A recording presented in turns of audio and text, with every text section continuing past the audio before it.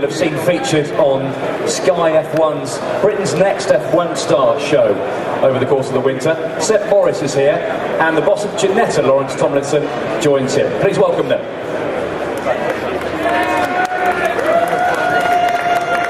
Crikey. Who are they? Family? Friends? You've put them there, Lawrence, haven't you? Yep. Welcome, guys. Happy New Year. Seb, did that programme on Sky, did that sort of create a lot of interest in you? Yeah, it did indeed. It let people know what's going on in the inside world, me, my family, a lot of you know private things that go on behind the life of a racing driver. That was really good for everyone to kind of see that side to me, and it's got me a lot of fans, a lot of followers, and made people see the nice side to me and what goes behind trying to get yourself up the levels. Does that put extra pressure on you to be billed as one of Britain's Next F1 hopefuls? Not at all for me. It's only a positive. I kind of thrive off that, and to know people are supporting me. There's definitely been a lot more supporters than non-supporters, so it's been good. And you pitched up in Brackley, didn't you, at Mercedes-Benz F1 headquarters, and cobbled some old man called Schumacher. That was very cool indeed. Did he give you any advice? He gave me a lot of advice, and a lot of it was cut out because it's a half-an-hour programme. My interview with him was actually 40 minutes, all in all. He gave me a lot of useful advice about how to move up the steps, and to not a lot of racing drivers these days tend to jump their steps, and I don't think that's a good idea at all. Once you're in a certain category, you want to maximise your potential in that category and try and win it, and that was something really good which he said. Lawrence, Seb grew up in the Ginetta family, of course, and I think you introduced him to racing on this stand when he was about 5. He's got a sort of cool young head on his shoulders, hasn't he? Well, we said that at the time, but the thing about him, he was just so relaxed, and he was just naturally composed, which is essential to be a racing driver. And he's proved that he has the skill to succeed in different formulas. Obviously, the Ginetta Juniors, when he was with us, he was dominant in the series, and when he won the championship. And he's gone on to open wheel, which is completely different, and he's now conquered another category.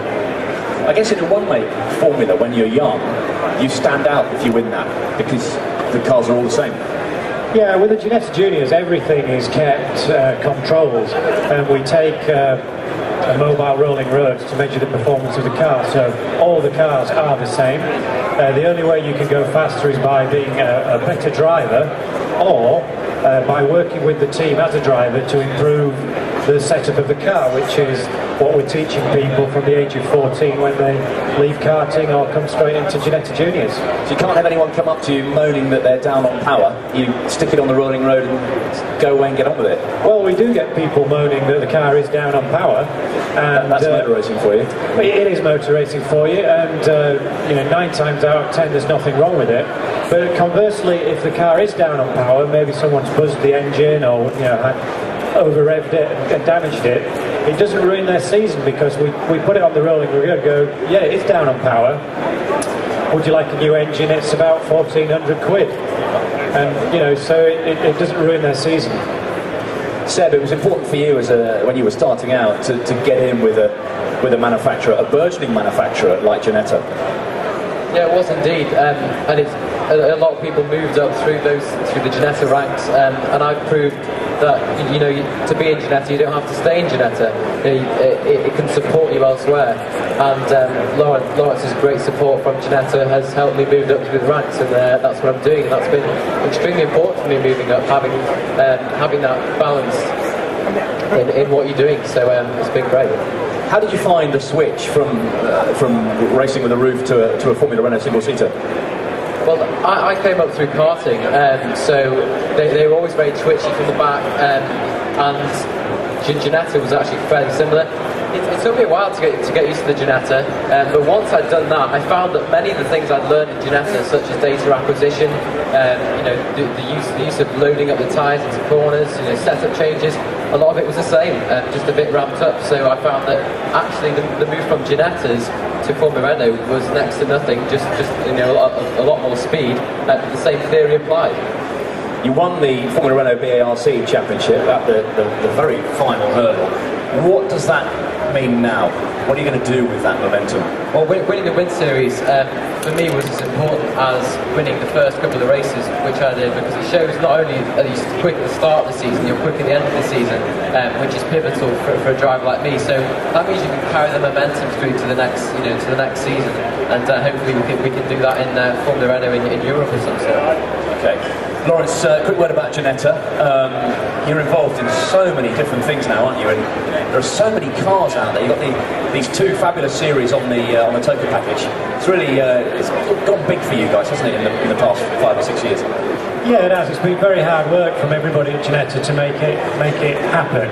But now we've got a package that kind of suits anyone, from a 14-year-old who's Ginetta Juniors, or a gentleman who wants to start his racing career in the Ginetta GT5 Championship, which, is including the car, fuel, tyres and entry, is only 18,000 quid, for a full season on the British GT package. So, we're bringing people into motorsport in Ginetta, and people are then advancing their careers and moving along.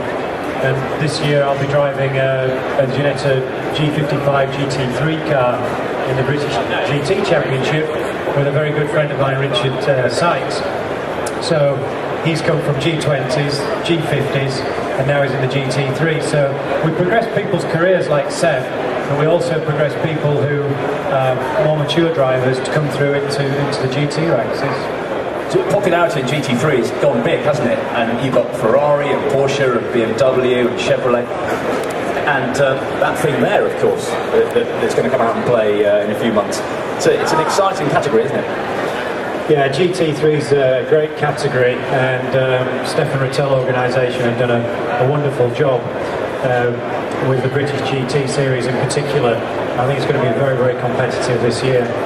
And Ginetta are just delighted to be in the GT3 category, along with such famous marks as Bentley, Ferrari, Aston and everyone else.